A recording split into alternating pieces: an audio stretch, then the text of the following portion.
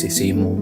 Masihkah kau ingat saat pertama kali itu di padang savana kau berkisah tentang cinta dan canda, membalas dengan kata dan tawa, hingga akhirnya kita rajut kisah bersama tentang cinta dan canda kita dengan kata dan tawa bahagia. Kasih, kini tibalah diriku tersisih, akan lagi kulihat senyum indahmu yang biasa temani 40 purnama yang atau tangis sendu pilumu yang baru kulihat 40 hari yang lalu. Sekali lagi kuucapkan selamat tinggal, walau kini ku melayang-layang, namun rasaku tak akan pernah teruskan mimpimu. Teruslah bahagia, nanti bila saatnya tiba, kita pastikan berjumpa.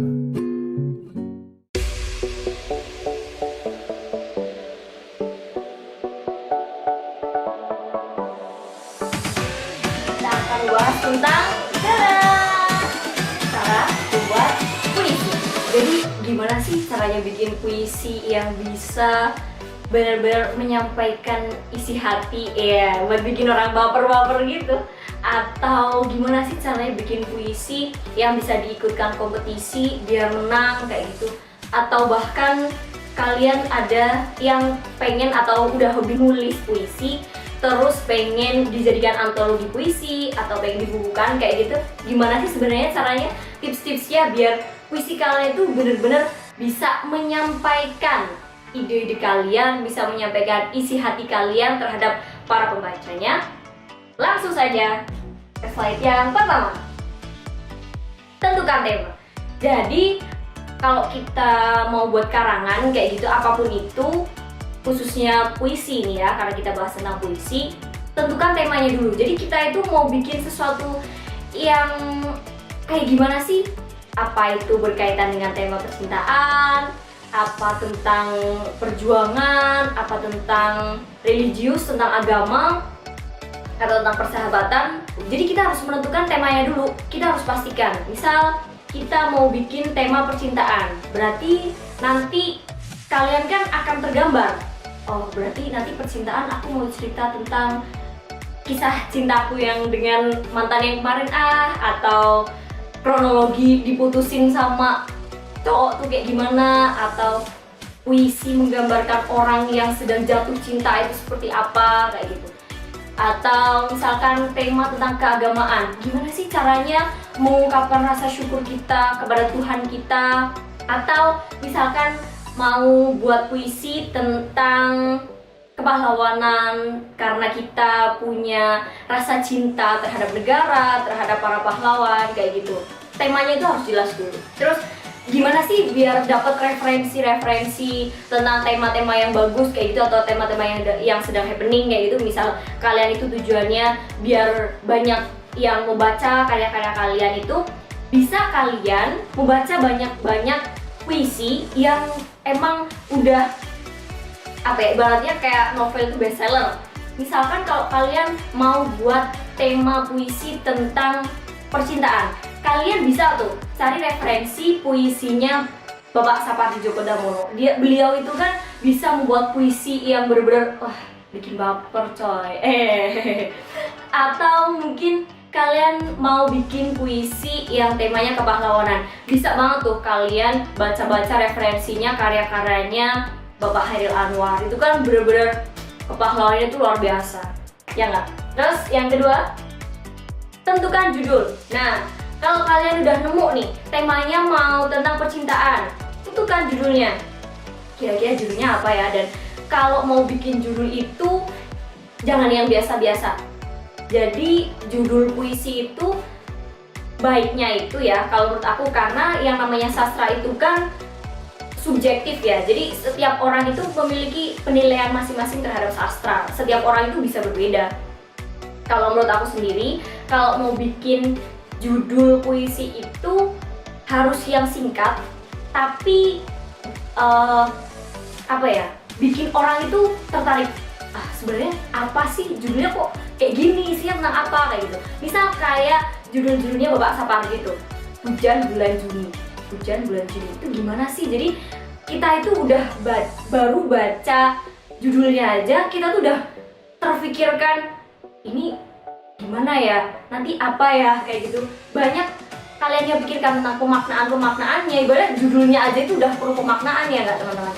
Terus punya Bapak Hairil Anwar itu judulnya cuma aku gitu loh. Jadi kalau bikin judul itu yang singkat, padat, anti mainstream intinya. Jadi orang belum baca dalamnya aja itu udah bener-bener tertarik gitu, udah menemukan sesuatu di dalam puisi kalian buat gitu. Lanjut, yang ketiga, tentukan suasananya. Nah, jadi suasana dalam puisi ini sangat penting. Temanya udah ada, misalkan tadi percintaan, terus judulnya udah ada. Nah, yang ketiga ini suasananya. Jadi kalian itu mau bikin tema percintaan, suasananya harus jelas. Misal kayak tadi yang udah aku sebutin di awal ya, kalian mau menceritakan suasana tentang orang yang sedang jatuh cinta, atau suasana lagi diputusin pacar, berarti suasananya ada suasana sedih, suasananya orang-orang galau, atau suasana yang lagi seneng, bahagia, berbunga-bunga karena jatuh cinta, atau suasana yang lagi semangat buat ngejar gebetan atau apa kayak gitu. Jadi suasana itu harus jelas biar kalian itu gampang pas lagi membangun alurnya gitu. Jadi puisi itu kan juga punya alur, gak asal bikin kata-kata gitu. Jadi kalau misal suasananya jelas, orang pun bacanya tuh enak, terbawa suasana gitu loh, emosinya akan gampang untuk terbangun gitu teman-teman. Selanjutnya, gunakan majas. Jadi puisi itu kan emang identik dengan majas ya sahabat juara. Majasnya itu bisa banyak sekali kan, macam-macam majas. Kalian bisa tuh sisipi, tapi kalau bisa itu, kalau menurut aku majasnya itu jangan terlalu banyak. Jadi misalkan satu bait itu kasihkan majas 1 atau 2 aja, jangan terlalu banyak, karena kalau misalkan majasnya terlalu banyak itu nanti pembacanya ya kan, kalian pasti pengennya biar bisa dibaca oleh banyak kalangan ya kan, biar banyak pembacanya. Jadi kalau misal banyak majasnya, orang-orang awam yang orang nggak tahu majas, orang yang nggak tahu sastra pasti susah kan untuk memaknai puisi kalian. Jadi mereka kurang bisa masuk ke dalam cerita kalian, kurang bisa masuk ke dalam puisi yang kalian buat itu. Jadi mending majasnya itu jangan banyak-banyak gitu. Jadi orang semua kalangan tuh bisa masuk, bisa baca, bisa cepat untuk memahami, bisa larut dalam ceritanya gitu. Selanjutnya, jujur dalam mengungkapkan gagasan. Nah, ini itu yang paling penting sahabat juara. Jadi kalian mau bikin apapun itu, karya apapun, paling penting tuh ini, jujur dalam mengungkapkan gagasan. Kalian itu nggak perlu membuat-buat, nggak perlu yang berlebih-lebihan. Jujur aja dengan perasaan kalian. Misal mau bahas tentang jatuh cinta, kalian harus jujur. Gimana sih perasaannya orang jatuh cinta? Ya yang kalian rasain aja, nggak usah mikirin orang itu kalau jatuh cinta gimana ya kayak gitu. Ya pasti kan setiap orang pernah lah jatuh cinta. Cukup ceritakan aja. Misal kalau jatuh cinta tuh rasanya berbunga-bunga, atau hari-harinya menjadi indah kayak gitu. Jujur aja ya.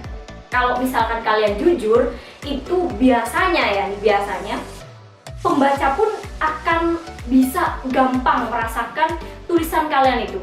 Wah, ini tulisannya benar-benar jujur nih. Ini kalau misal tulisan jujur itu biasanya walaupun kalian gak melebih-lebihkan, gak berusaha menceritakan orang-orang di dalam puisi itu, orang tuh akan gampang buat memahami, buat menikmati karya kalian itu.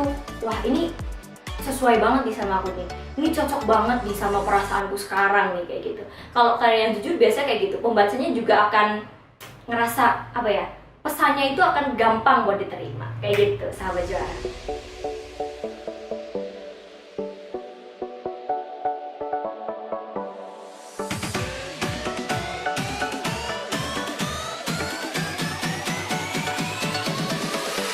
Pada kesempatan kali ini, kita akan belajar mengenai teks prosedur. KD yang akan kita pelajari adalah KD 3.1, yaitu mengonstruksi informasi berupa pernyataan umum dan tahapan-tahapan dalam teks prosedur. Tujuannya adalah kalian nanti harus mampu mengonstruksi informasi berupa pernyataan umum dalam teks prosedur, dan kalian juga mampu mengonstruksi tahapan-tahapan dalam teks prosedur. Yang disebut mengonstruksi adalah kegiatan untuk menemukan susunan atau model, sehingga mengonstruksi teks prosedur adalah kegiatan untuk menemukan susunan atau model dari teks prosedur, yaitu berupa pernyataan umum dan tahapan-tahapan. Di mana biasanya kita menemukan teks prosedur? banyak sekali tempat di dunia ini, dimanapun kita berada, pasti kita bisa menemukan teks prosedur. Yang paling sederhana misalnya di kemasan produk makanan, kemudian ada di SOP perusahaan, tempat-tempat pelayanan publik, dan lain-lain. Ada 4 materi yang akan kita pelajari pada kesempatan ini. Yang pertama adalah pengertian teks prosedur secara umum, alasan orang membuat teks prosedur, jenis-jenis teks prosedur, dan mengenali model pernyataan umum dan tahap-tahap dalam teks prosedur. Apa itu teks prosedur? Di sini kita akan membahas mengenai definisi dari teks prosedur. Teks prosedur merupakan suatu jenis teks yang berisi paparan penjelasan cara membuat atau melakukan sesuatu. Teks prosedur bertujuan memberikan panduan atau petunjuk mengerjakan sesuatu sehingga dapat berjalan secara efektif dan membuahkan hasil yang maksimal. Dalam jenis teks prosedur ini masuk dalam teks eksplanasi dari kata explain. Nah, teks ini berisi penjelasan tentang proses atau tahap-tahap melakukan sesuatu. Mengapa teks prosedur perlu dibuat? Teks prosedur dibuat dengan maksud untuk membantu atau memudahkan orang melakukan hal-hal yang bersifat kompleks, sehingga akan mendapatkan hasil sesuai yang diharapkan. Contoh, kita ingin membuat Indomie goreng, tetapi karena kita tidak melihat panduannya secara baik, ekspektasi yang seharusnya seperti ini bisa jadi hasilnya menjadi seperti ini, Indomie goreng kuah. Kompleks yang dimaksud di sini adalah memerlukan banyak tahap atau langkah yang saling berhubungan. Ada beberapa tahap yang sebenarnya tidak kompleks, contohnya mematikan kompor gas, menyalakan radio, cara membuka pintu rumah. Nah, itu tidak perlu dibuatkan teks panduannya karena ini adalah hal-hal yang sederhana. Coba lihat petugas medis yang menggunakan APD saat COVID-19. Bayangkan, bagaimana jadinya apabila petugas medis penanganan COVID-19 saat melepas baju APD tidak sesuai prosedur yang telah ditentukan? Dampaknya akan sangat berbahaya. Mereka akan dengan mudah terpapar virus. Apa saja jenis-jenis teks prosedur? Secara umum teks prosedur dibagi ke dalam 3 jenis. Yang pertama adalah teks prosedur cara menggunakan atau mengoperasikan suatu alat. Contohnya adalah cara menghidupkan komputer, cara menggunakan mesin fotokopi. Yang kedua, ada teks prosedur cara membuat sesuatu, misalnya tahap-tahap membuat paspor atau cara membuat paspor, cara membuat bakso, cara membuat dalgona cafe. Nah, itu adalah cara membuat sesuatu. Kemudian yang ketiga adalah teks prosedur cara melakukan, mengatur atau mengelola sesuatu, bisa pekerjaan, bisa hobi, bisa hal-hal yang lain. Contohnya, tips menghilangkan ketombe dengan jeruk nipis, cara menarik perhatian lawan jenis, tips mengatur keuangan yang baik. Itu termasuk juga dalam teks prosedur. Bagaimana wujud teks prosedur itu? Yuk kita kenali bagian-bagiannya. Ini adalah salah satu contoh teks prosedur, cara membuat KTP. KTP atau kartu tanda penduduk adalah salah satu jenis identitas utama yang wajib dimiliki oleh tiap-tiap warga negara Indonesia yang minimal berusia 17 tahun. Saat ini kehadiran KTP memang sudah digantikan dengan iKTP. Meski demikian, fungsi keduanya tetap sama, yaitu sebagai penunjuk identitas pribadi. Adapun cara membuat KTP ialah sebagai berikut. Dokumen yang perlu dipersiapkan: akta kelahiran, kartu keluarga, kartu pelajar, surat pengantar dari RT atau RW, staf map. Cara membuat KTP: datanglah ke kantor kecamatan atau kelurahan pada pagi hari. Hal ini untuk menghindari antrian lama. Masukkan berkas yang sudah ditentukan di dalam staf map pada petugas dari loket. Ambil nomor antrian, tunggu sampai nomor antrian Anda dipanggil. Setelah nomor antrian dipanggil, maka selanjutnya Anda akan melakukan perekaman data. Adapun data yang akan direkam diantaranya foto diri, pengambilan tanda tangan digital, perekaman sidik jari, dan scan retina. KTP akan jadi setelah 2 minggu atau kurang setelah masa perekaman data. Kalau kita perhatikan, bagian atas ini berisi judul. Cara membuat KTP. Kata cara di sini bisa diganti menggunakan kata langkah, cara, tahap, atau tips, bergantung teks prosedur yang akan dibuat. Kemudian setelah itu ada bagian pernyataan umum. Bagian pernyataan umum ini berisi informasi umum seperti barang apa yang akan dibuat, alasan barang perlu dibuat, dan manfaat barang dibuat. Setelah itu ada bagian material, yaitu bagian yang berisi tentang alat atau bahan yang diperlukan. Bagian ini tidak selalu ada karena menyesuaikan jenis teks prosedur yang dibuat. Kemudian ada bagian langkah-langkah. Bagian ini adalah bagian inti dari teks prosedur, yaitu berisi tahapan-tahapan yang harus dilakukan supaya mendapatkan barang atau hasil kerja sesuai yang diharapkan. Pada contoh berikutnya mengenai cara mengurus visa, kita tahu bahwa paragraf pertama adalah bagian pernyataan umum. Di sini dijelaskan mengenai definisi visa, kemudian diikuti dengan alasan mengapa seseorang perlu mengurus visa. Kemudian pada paragraf kedua yaitu langkah-langkah.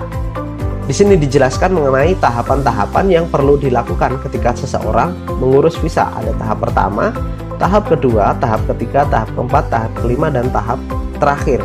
Bagian material di sini dimasukkan ke dalam bagian langkah-langkah. Itulah sebabnya mengapa pada teks prosedur bagian material ini adalah bagian yang tidak wajib ada. Nah, kalau kita lihat dari modelnya, pada contoh pertama kita tahu bahwa bagian langkah-langkah ditulis menggunakan penomoran. Kemudian pada contoh kedua, teks prosedur bisa ditulis menggunakan paragraf. Sehingga kita tahu bahwa model teks prosedur ada dua, yaitu menggunakan penomoran dan yang kedua menggunakan paragraf. Baik, sebelum kita mengakhiri kegiatan belajar pada kesempatan ini, saya punya kalimat dari seorang Pramudia Anantatur. Kau akan berhasil pada setiap pelajaran dan kau harus percaya akan berhasil, dan berhasillah kau. Anggap semua pelajaran mudah, jangan takut pada pelajaran apapun, karena ketakutan itu sendiri adalah kebodohan awal yang akan membodohkan semua.